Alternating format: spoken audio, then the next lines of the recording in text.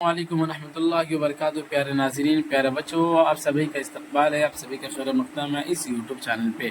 प्यारे बच्चों, जैसा कि आपको पता है कि आपकी तैयारी काफ़ी ज़ोर शोर से कराई जा रही है और मैंने जो आपको कहा है कि हम आपके जो भी क्या कहते हैं जो भी और हमने आपको कहा है कि जो भी आपका सिलेबस है पाए तकमील तक मैं इंशाल्लाह ज़रूर लेकर जाऊंगा, जो भी इसको ज़रूर मुकम्मल कराऊंगा और 1 से 2 माह के अंदर अंदर में इंशाल्लाह यानी कि दिसंबर के आखिर तारीख तक इसको पूरे चैप्टर को कंप्लीट करा दिया जाएगा। यानी जिस तरह से इसके चैनल पे क्लास 10th, क्लास 11th और क्लास 12th की जो तैयारी कराई जा रही है, ये तीनों क्लासों की तैयारी क्या कहते हैं बुक की तैयारी और इसके साथ साथ ग्रामर की तैयारी जनवरी के फर्स्ट वीक तक इंशाल्लाह मुकम्मल करा दी जाएगी। तो बहरहाल तो ये रही, जैसा कि आप भी काफ़ी ज़्यादा ज़ोर शोर से आप भी अपनी तैयारी में लगे होंगे, मुझे उम्मीद है। तो चलिए शुरू करते हैं, देखते हैं। तक्षी शिवशंकर पिल्लई एक शख्सियत का नाम है, इनके बारे में आज हम पढ़ने वाले हैं। इनके देख लेते हैं। मलयाली ज़बान के मारूफ नसर निगार तक्षी शिवशंकर पिल्लई 17 अप्रैल 1912 ईस्वी को एपीसी केरल के गानू तक्षी में पैदा हुए थे। यानी ये कहते हैं बाबू, मलयाली ज़बान के मारूफ नसर निगार तक्षी शिवशंकर पिल्लई 17 अप्रैल 1912 ईस्वी को एपीसी केरल के गानू तक्षी में पैदा हुए। इब्तिदाई तालीम अपने गानों से शुरू की। कानून की डिग्री तरोवलारम से तरीवलारम से हासिल करने के बाद वहाँ वकालत करने लगे। 10 अप्रैल 1999 ईस्वी को इस दुनिया से कूच कर गए। बहरहाल यहाँ पर ये कहा गया तक्षी शिवशंकर पिल्लई, ठीक है ना बाबू। इनके बारे में कहते हैं कि केरल के गांव था तक्षी नाम का, उसी के अंदर इनकी पैदाइश होती है और इब्तिदाई तालीम यानी कि शुरुआती तालीम जो थी ये अपने गांव से ही हासिल की, अपने गांव से ही अपनी तालीम को लिए। उसके बाद एक कानून की डिग्री तरीवलारम से हासिल करने के बाद वहाँ वकालत करने लगे। यानी कि कानून की डिग्री, गोया कि लॉ की कानून की डिग्री या कानून की भी पढ़ाई किए थे और उसके बाद जब ये पढ़ाई से जब फारिग हो गए तो वहीं पे वकालत करना शुरू कर दिए। और इनकी वफात जो हुई 10 अप्रैल 1999 ईस्वी को इस दुनिया से कूच कर गए। गोया कि इस दुनिया को छोड़कर और इस दार पानी को छोड़कर ये इस दुनिया से चल बसे। उसके बाद कहते हैं बाबू, स्कूल के एक टीचर के कुमार पिल्लई के मशवरे से वो नसर निगारी की जानिब माइल हुए।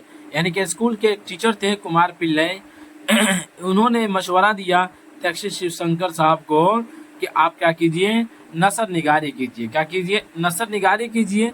तो गोया कि उन्हीं के मशवरा से, कुमार साहब के मशवरे से ये कौन तक्षी साहब ये क्या हुए, नसर निगारी की जानिब माइल हुए, यानी कि नसर निगारी के अंदर ये लग गए।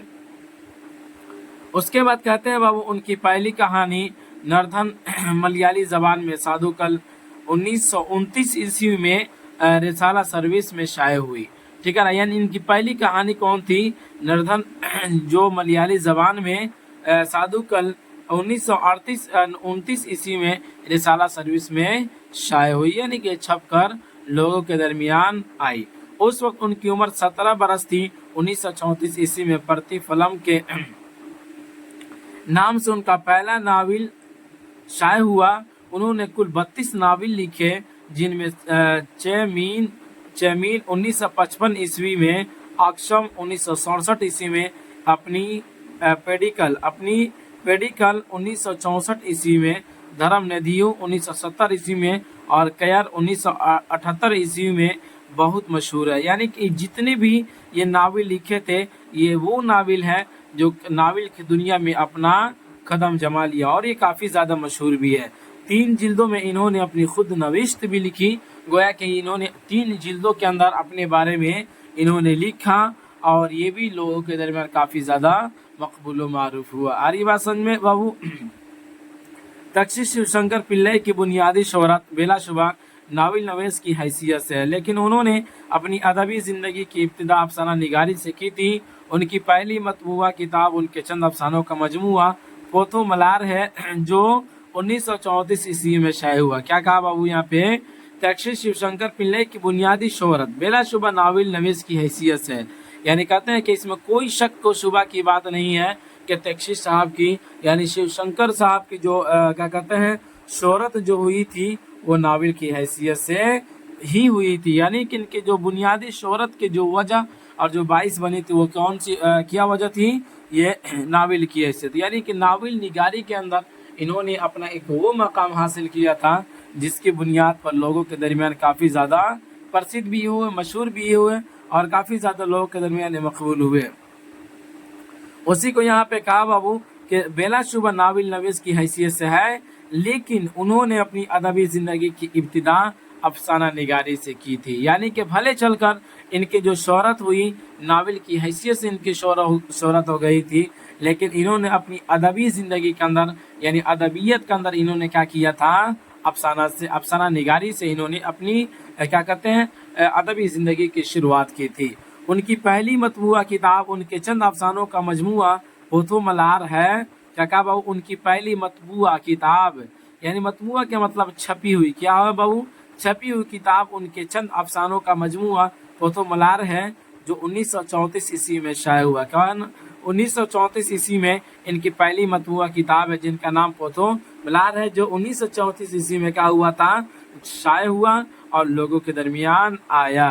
तरयू नदरम तरवायत यानी क्या कहा, तरयू नदरम यानी तरवायत पुरम में वकालत की तालीम के दौरान तकमा बाल कृष्ण पिल्लई के हल्का इरादत में शामिल हो गए, जो मलयाली ज़बान के मोतबर रिसाले केसरी के मुदीर थे और मलयाली के नौजवान अदबियों के मुशीर भी थे। उनकी इब्तिदाई कहानियाँ भी इसी रिसाले में शाये हुई जिनमें सैलाब को ख़ास अहमियत हासिल है। बहरहाल इनके बारे में कहते हैं कि बाद में चलकर फिर क्या हुआ कि वकालत की तालीम के दौरान ही क्या हुआ, तकमा बाल कृष्ण पिल्लई के हल्के इरादत में शामिल हो गए। मतलब ये अपनी जब वकालत की तालीम हासिल कर रहे थे, वकालत की तालीम ये पढ़ ले रहे थे, उसी दौरान ये बाल कृष्ण साहब के ये हल्का में शामिल हो जाते हैं जो मलयाली ज़बान के मोतबर। यानी कि अब कौन थे भाई, तकमा बाल कृष्ण पिल्लई कौन थे, तो इनके बारे में साहिब किताब ने लिखा है जो मलयाली ज़बान के मोतबर रिसाले केसरी के मुदीर थे। आरी बात समझ में, यानी कि ये तकमा बाल कृष्ण पिल्लई जो थे ये मलयाली ज़बान के मोतबर रिसाले के ये क्या कहते मुदीर थे और मलयाली के नौजवान अदबियों के मुशीर भी थे। उनकी इब्तिदाई कहानियाँ भी इसी रिसाले में शाये हुई जिनमें सैलाब को ख़ास अहमियत हासिल है, जो आपके निसाब के अंदर शामिल है। इसके बाद हम पढ़ने वाले हैं, ठीक है ना, तर्जमा जो है मलयाली कहानी का ये तर्जमा है, उसको पढ़ेंगे, घबराइए मत। आगे देखते हैं, तक्षी ने अपने फ़न में सादगी को बुनियादी अहमियत अता की और हमारी अवामी ज़िंदगी के मज़ाहिर को अपने अदब में बगैर किसी नक्शो निगार के इस तरह पेश किया कि उनका फितरी रंग उजागर हो जाए। क्या कहा बाबू कि तक्षी ने यानी शिव शंकर साहब ने अपने फ़न में सादगी की बुनियाद को अहमियत अदा की, यानी कि इतना सादा आम फहम ज़बान में लिखे कि हर एक को आसानी से समझ में आ जाएगी, इस तरह का ज़बान इन्होंने इस्तेमाल किया। उसी को ये कहते हैं अपने फ़न में सादगी को बुनियादी अहमियत अदा की और हमारी अवामी ज़िंदगी के मसाइल को अपने अदब में बगैर किसी नक्शो निगार के इस तरह पेश किया कि उनका फितरी रंग उजागर हो जाए। यानी कि अवामी जो भी ज़िंदगी है और ज़िंदगी के जो भी पहलू है उन्होंने अपने अदब के अंदर इस तरह से ज़ाहिर किया, बिला कोई सबब से, बिला कोई नक्शो निगार के इस तरह पेश किया कि उनका फितरी यानी उनका हकीकी रंग जो है बिल्कुल क्या हो जाए, उजागर हो जाए, यानी ज़ाहिर हो जाए, आमने सामने हो जाए। आगे बात समझ में, आगे बढ़ते हैं, कोई दिक्कत? चलिए, फिक्शन की तारीख में ऐसे लोग बड़ी तादाद में नहीं है जिन्होंने इंशा पर्दाजी, तकनीकी सहरकारी और फ़िक्र फ़लसफ़ा के दकीक मसलों में उलझे बगैर कोई बड़ी तहरीर पेश कर दी हो। यानी क्या कहा था बाबू, यानी फिक्शन की तारीख में ऐसे कोई लोग नहीं है जिन्होंने इंशा पर्दाजी, तकनीकी सहरकारी और फ़िक्र फ़लसफ़ा के दकीक मसलों में उलझे बगैर कोई बड़ी तहरीर पेश कर दी हो, ठीक है ना। यानी कोई लोग नहीं है जो कोई फ़िक्र फ़लसफ़ा का कोई बड़ा मसला पेश किया हो और उसके गहराइयों के अंदर ये लोग नहीं उलझे हुए हैं अभी तक, यानी इनकी तारीख में कोई ऐसे लोग नहीं मिले। बट क्या हुआ देखते हैं, तक्षी की असल बड़ाई इस बात में है कि उन्होंने देही समाज के जीते जागते सच्चे اور بے رنگ چہروں کو اپنے افسانوں میں شامل کیا۔ ہندوستان کی مختلف زبانوں میں تکشی کی کتابوں کے تراجم دستیاب ہے۔ یعنی کیا کہتے ہیں، ان کی بڑائی کی سب سے اصل بات یہ ہوئی کہ انہوں نے دیہی سماج کے جو لوگ تھے ان کے جیتے جاگتے اور سچے بے رنگ چہروں کو اپنے افسانوں میں کیا کر لیا، شامل کر لیا۔ اس کے بعد ہندوستان کی مختلف زبانوں میں تکشی کی کتاب و تراجم دستیاب ہے، یعنی کہ ہندوستان کے مختلف کیا کہتے ہیں زبانوں کے اندر، مختلف لسانوں کے اندر ان کی لکھی ہوئی کتابیں کیا ہیں، دستیاب ہے۔ اس کے بعد کہتے ہیں وہ تکشی کی کہانیوں کے مرکزی کردار اکثر انجانے چہرے ہوتے ہیں۔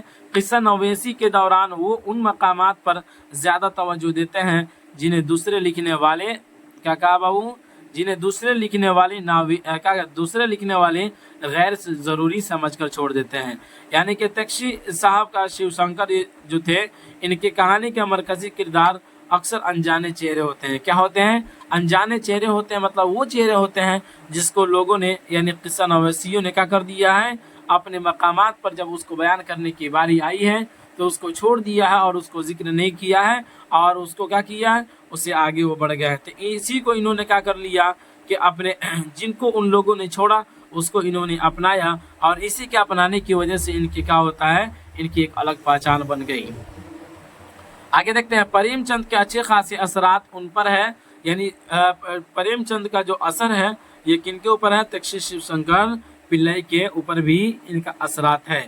اور فکشن نویس کے طور پر کیا کہتے ہیں، اس کے بعد اور 1948 عیسوی میں انہوں نے پریم چند کے ناول نرملا پر اپنے تاثرات شائع کرائے تھے۔ یعنی کہ پریم چند صاحب جو تھے یہ کیا ہے، انہوں نے ایک ناول لکھا تھا نرملا کر کے، تو اسی کے اوپر انہوں نے اپنے تاثرات یعنی اپنی بات کو بھی رکھی تھی، اور وہاں پہ جو لکھے تھے، تحریر کیے تھے، اس کو شائع بھی کرائے۔ اسی کو یہاں پہ کہا ہے کہ اور 1948 عیسوی میں انہوں نے پریم چند کے ناول نرملا پر اپنے تاثرات شائع کرائے تھے۔ ملیالی زبان میں انہیں سب سے ہم فکشن نویس کے طور پر پہچانا جاتا ہے۔ 1956 عیسوی میں چیمین ناول پر ساہتیہ اکیڈمی کا انعام حاصل ہوا، اور 1948 عیسوی میں بھارتیہ گیان پیٹ نے انہیں مجموعی خدمات کے اعتراف میں اپنے انعام سے نوازا۔ یعنی کہ کہتے ہیں کہ ان کو جو ہے نا کافی زیادہ ایوارڈ بھی ان کو کیا کہتے ہیں، ساہتیہ اکیڈمی کا انعام بھی ان کو حاصل ہوا، اور اس کے بعد اس کو بھارتیہ گیان پیٹ نے انہیں مجموعی خدمات کے اعتراف میں اپنے انعام سے بھی ان کو نوازا تھا۔ یعنی کہ ان کو کافی زیادہ ان کی شہرت بھی، اور لوگوں کے درمیان کافی زیادہ یہ پرسدھ بھی ہو گیا، مشہور بھی ہو گیا یہ تکشی صاحب، ٹھیک ہے نا۔ تو بہرحال یہ رہا تکشی شیو شنکر پلئی کی کچھ مختصر سی زندگی کے حالات، اور ان کی کچھ پڑھائی اور ان کی لکھی ہوئی کچھ کتابوں کے بارے میں جو آپ نے پڑھا۔ میں امید کرتا ہوں کہ یہ آپ کو سمجھ میں آیا ہوگا۔ اب اس کے بعد ان کا لکھا ہوا یعنی کہ ترجمہ ملیالی کہانی جو ہے سیلاب، اس کا موضوع جو دیا گیا ہے، تو پھر اس کو ہم پڑھیں گے اگلے والے سبق میں۔ اسی پر اختتام کرتے ہیں، پھر ملیں گے ہم اگلے والے سبق میں۔ خدا حافظ۔